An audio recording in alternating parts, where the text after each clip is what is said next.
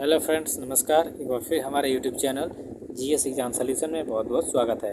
दोस्तों, मैं अपने यूट्यूब चैनल जीएस एग्ज़ाम में आपका बहुत बहुत स्वागत करता हूं। दोस्तों, जो लोग भी नए होंगे प्लीज़ चैनल को सब्सक्राइब कर देंगे। और आज के हम इस वीडियो में स्टैटिक जीके में इतिहास के 5 प्रश्न, भूगोल के 5 प्रश्न और भारतीय संविधान के 5 प्रश्न और करंट अफेयर्स यानी दैनिक समसामयिकी के 5-5 प्रश्न जो क्विज के माध्यम से देखने वाले हैं। तो आप किसी भी एग्ज़ाम की तैयारी कर रहे हो, TET, CTET, UP TET, UPSC, UPSC PET, SSC, UPSC, BPSC, MPSC, RO या अन्य किसी भी गवर्नमेंट एग्ज़ाम की तैयारी कर रहे हैं तो यह वीडियो आपके लिए बहुत ही यूजफुल होने वाली है। तो दोस्तों, समय को ध्यान में रखते हुए चलिए स्टार्ट करेंगे अपना वीडियो।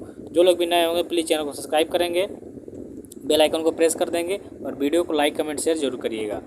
चलिए देखिए, सबसे पहला क्वेश्चन है आपके सामने कि अंतिम मौर्य सम्राट कौन था, यानी मौर्य वंश का अंतिम सम्राट कौन था। ये क्वेश्चन वेरी इंपॉर्टेंट है क्योंकि ये कई बार एग्जाम में पूछ चुका है। तो दोस्तों, जैसा कि आप लोग जानते हैं, मौर्य वंश का जो संस्थापक था वो चंद्रगुप्त मौर्य था। और इसका अंतिम शासक पूछ रहा है तो आपके सामने विकल्प ए है बृहदर्थ, जयद्रथ, महेंद्र और अशोक। तो बृहदर्थ जो था यह अंतिम मौर्य सम्राट था दोस्तों। तो विकल्प ए आपका सही हो जाएगा। चलिए दूसरे नंबर के प्रश्न को देखेंगे। महाभाष्य के लेखक कौन है। दिया हुआ विकल्प आपके सामने ए है कालिदास, बी है पतंजलि, सी है वेद व्यास या डी है वाल्मीकि। तो वेद व्यास महाभारत से, वाल्मीकि रामायण से, कालिदास अभिज्ञान शकुंतलम से, बचे पतंजलि। तो यही महाभाष्य के लेखक हैं। तो दिया हुआ विकल्प आपका बी हो जाएगा सही। देखिए एक बार फिर से याद कर लीजिए, वाल्मीकि रामायण, वेद व्यास महाभारत, कालिदास अभिज्ञान शकुंतलम और पतंजलि जो है यह महाभाष्य के लेखक हैं, यानी विकल्प बी आपका सही होगा। तीसरे नंबर के प्रश्न में देखेंगे कि किस सम्राट का नाम दीवान प्रियदर्शी था। दिया हुआ विकल्प है दोस्तों सम्राट अशोक, चंद्रगुप्त मौर्य, सम्राट पोरस या समुद्रगुप्त। तो दोस्तों, सम्राट अशोक को दीवान प्रियदर्शी के नाम से भी जाना जाता है। तो दिया हुआ विकल्प हो जाएगा सही। अशोक मौर्य वंश से संबंधित है। अगला क्वेश्चन है कि गुलाम वंश का संस्थापक कौन था। दिया हुआ विकल्प ए है सिकंदर, बी है इब्राहिम लोदी, सी है इल्तुतमिश या डी है कुतुबुद्दीन ऐबक। दोस्तों, गुलाम वंश जो कि मोहम्मद गोरी के जो गुलाम थे कुतुबुद्दीन ऐबक, इन्होंने ही क्या किया था कि गुलाम वंश की स्थापना की थी। तो दिया हुआ विकल्प डी हो जाएगा आपका सही, कुतुबुद्दीन ऐबक।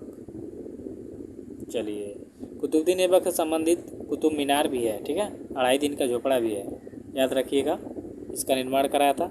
प्रश्न 5 है कि बाल विवाह प्रथा की शुरुआत कब हुई थी। वेरी इंपॉर्टेंट क्वेश्चन है दोस्तों, ये ध्यान दीजिएगा। दिया हुआ विकल्प है मौर्य काल, बी है गुप्त काल, सी है शुंग काल या डी है वर्धन काल।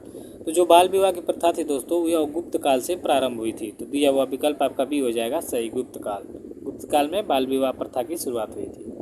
अब भूगोल से संबंधित 5 प्रश्नों को देखेंगे। तो पहला प्रश्न यानी 6वें नंबर का क्वेश्चन है कि 7 टापुओं का नगर किसे कहा जाता है। दोस्तों, विकल्प ए है झारखंड, विकल्प बी है तमिलनाडु, सी है मुंबई और डी है त्रिपुरा। तो 7 टापुओं का नगर दोस्तों मुंबई को कहा जाता है। तो विकल्प सी आपका सही होगा। 7 नंबर के प्रश्न को देखिए कि भारत का मैनचेस्टर किसे कहा जाता है। वेरी इंपॉर्टेंट प्रश्न है ये। दिया हुआ विकल्प ए है असम, बी है जम्मू कश्मीर, सी है अहमदाबाद और डी है उत्तराखंड। तो भारत का मैनचेस्टर दोस्तों अहमदाबाद को कहा जाता है, जो कि सूरत में यानी गुजरात में पड़ता है। तो सी नंबर का जो आपका विकल्प होगा वह क्या हो जाएगा, राइट हो जाएगा। 8 नंबर के प्रश्न में है कि किस ग्रह के चारों ओर वलय है, यानी ये ग्रह है, इसके चारों ओर ऐसे वलय है, ऐसे करके। तो दिया हुआ विकल्प है मंगल, बुध, शुक्र और शनि। तो शनि ग्रह के दोस्तों चारों ओर वलय है। तो डी हो जाएगा आपका सही। 9 नंबर के प्रश्न को देखिए, यूरेनस ग्रह की खोज किसने की थी। तो दिया हुआ विकल्प है हर्सेल, गैलीलियो, कापर्निकस या केपलर ने। तो दोस्तों, जो हर्सेल था इन्होंने ही क्या किया था, यूरेनस की खोज की थी। तो ये विकल्प ए हो जाएगा सही।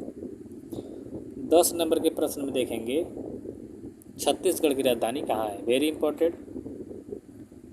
ए है रांची, बी रायपुर, सी है देहरादून, डी है हैदराबाद। तो छत्तीसगढ़ की राजधानी दोस्तों रायपुर होती है या रायपुर है। तो विकल्प बी हो जाएगा आपका सही। 11 नंबर के प्रश्न को देखिए एक बार कि अब ये संविधान से संबंधी है, पॉलिटी से। भारतीय संविधान को पहली बार कब संशोधित किया गया, यानी भारतीय संविधान में पहली बार संशोधन कब किया गया। विकल्प ए है 1947, 1949, 1950 या 1952। दोस्तों, 1947 में देश आज़ाद हुआ, ठीक। 1950 में भारतीय संविधान में पहली बार संशोधन किया गया। 1952 में भारत का पहला आम चुनाव हुआ। तो 1950 आपका सही होगा। भारतीय संविधान में संशोधन 1950 में हुआ था। 12 नंबर के प्रश्न में है कि भारतीय संविधान सभा के अस्थायी अध्यक्ष कौन थे या प्रथम अध्यक्ष कौन थे। दिया हुआ विकल्प ये है डॉक्टर राजेंद्र प्रसाद, जवाहरलाल नेहरू, डॉक्टर भीमराव अम्बेडकर या डॉक्टर सच्चिदानंद सिन्हा। तो डॉक्टर सच्चिदानंद सिन्हा को दोस्तों संविधान सभा का अस्थायी सदस्य चुना गया था। ये सबसे वृद्ध भी थे। दिया हुआ विकल्प डी हो जाएगा आपका सही। 13 नंबर के प्रश्न को देखिए कि भारत के संविधान का निर्माता किसे माना जाता है। विकल्प ए है महात्मा गांधी, डॉक्टर भीमराव अम्बेडकर, बी.एन. राव या सरदार वल्लभ भाई पटेल। तो डॉक्टर भीमराव अम्बेडकर दोस्तों इनको क्या माना जाता है, भारत के संविधान का निर्माता माना जाता है। बी हो जाएगा सही। 14 नंबर के प्रश्न में रेगुलेटिंग एक्ट कब लागू हुआ। ये है 1573, 1673, 1773 या 1853 में। दोस्तों 1773 ईस्वी में भारत में रेगुलेटिंग एक्ट लागू किया गया। दिया हुआ विकल्प सी हो जाएगा। 15 नंबर के क्वेश्चन में है कि प्रारूप समिति के सदस्यों की संख्या कितनी थी, यानी संविधान सभा में जो प्रारूप समिति बनी थी उसमें सदस्यों की संख्या कितनी थी। विकल्प ए है 7, बी है 6, सी है 5 और डी है 8। तो 7 सदस्यीय टीम थी प्रारूप समिति में। ठीक है, अब चलिए करंट अफेयर से देखेंगे कि हाल ही में किसे राष्ट्रीय महत्व का स्मारक घोषित किया गया है। दिया हुआ विकल्प ये है अनंतनाग झील, श्री राम मंदिर, खजुराहो का मंदिर या चांदनी चौक। तो दोस्तों अनंतनाग जो झील है इसको हाल ही में राष्ट्रीय महत्व का स्मारक घोषित किया गया है। तो ये आपका विकल्प हो जाएगा सही। 17 नंबर के प्रश्न में किस देश की महारानी मैक्सिमा ने नई दिल्ली में राष्ट्रपति द्रौपदी मुर्मू से मुलाकात की है। दिया हुआ विकल्प है इंग्लैंड, बी है फ्रांस, सी है नीदरलैंड और डी है जर्मनी।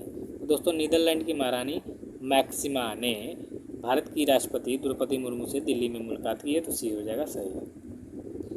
चलिए 18 नंबर का प्रश्न है कि 50वां सुमंग लीला महोत्सव किस राज्य में शुरू हुआ।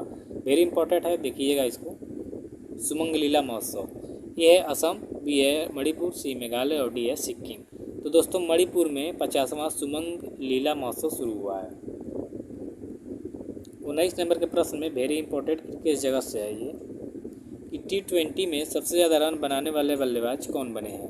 विकल्प ए है विराट कोहली, बी है बाबर आजम, सी है स्टीव स्मिथ या डी है रोहित शर्मा। तो T20 की बात करें दोस्तों तो रोहित शर्मा ने सर्वाधिक रन बनाए हैं। ठीक है, तो रोहित शर्मा जो है फर्स्ट नंबर पे हैं। तो डी हुआ विकल्प डी हो जाएगा सही। और 20 नंबर के प्रश्न में है कि राष्ट्रीय खेल दिवस कब मनाया जाता है।